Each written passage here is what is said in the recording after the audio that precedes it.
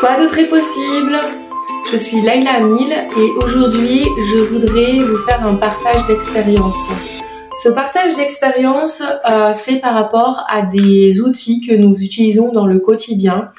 Nous utilisons de plus en plus de matériel Bluetooth. Il y a les enceintes Bluetooth, il y a les écouteurs Bluetooth, il y a tout un tas de choses parce que moi je m'y connais presque pas parce que je me désintéresse de ça. Mais je sais qu'il y a énormément de choses qui fonctionnent en Bluetooth. Le Wi-Fi, c'est un autre mode de fonctionnement, mais ce sont des ondes également.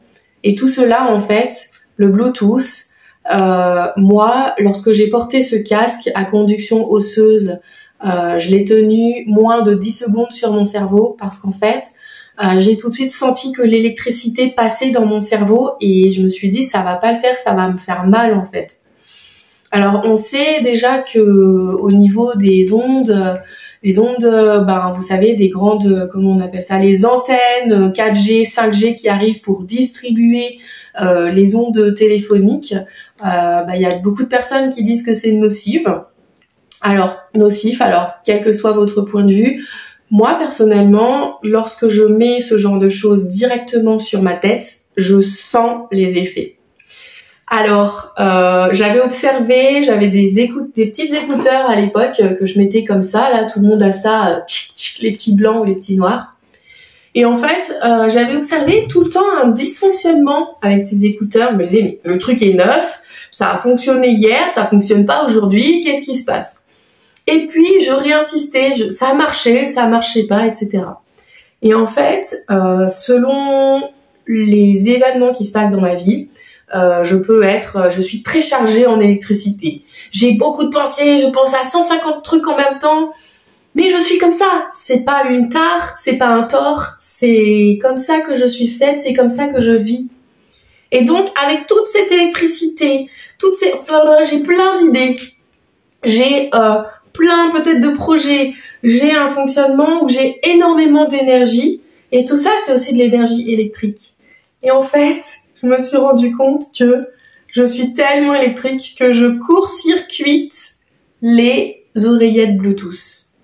Alors, vous pouvez être d'accord ou pas d'accord, et si vous avez des commentaires désobligeants, haineux ou méchants à mon égard, vous pouvez éviter de les commenter.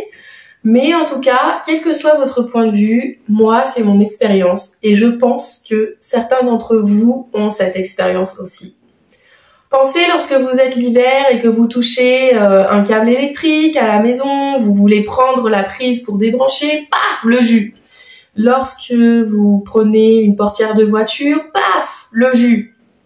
Et des fois, les coups de jus, laisse tomber, hein. Moi, j'ai eu des fois des coups de jus, coup sur coup sur coup. C'est-à-dire que je prends la portière de la voiture, coup de jus, j'ai mal. Mais genre sur une échelle de 0 à 10, j'ai hyper mal.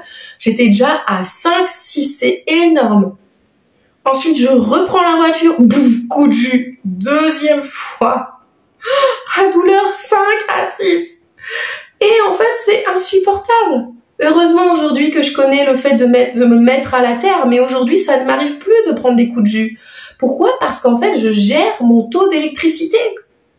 Alors peut-être que je simplifie mon vocabulaire par rapport à des gens qui sont dans le métier, dans électricien ou physique, etc. et qui vont dire non, c'est pas exactement ça. Mais en tout cas, ce qui m'arrive comme expérience, je suis sûre qu'elle arrive à certains d'entre vous. Aujourd'hui, j'ose en parler parce que j'ose vous dire que oui, moi, j'utilise uniquement des écouteurs filaires. Parce que, en fait, ça fonctionne à tous les coups. Tout simplement.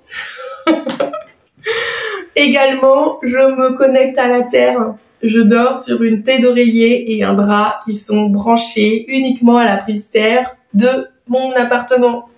Ce qui me permet de décharger mon électricité et d'être chargée et, rechargée par l'électricité de la terre. Vous pouvez aller voir d'autres vidéos que j'ai produites et tout un tas de personnes qui parlent de cet élément-là sur la mise à la terre des maisons, des machines électriques et pourquoi pas du corps humain?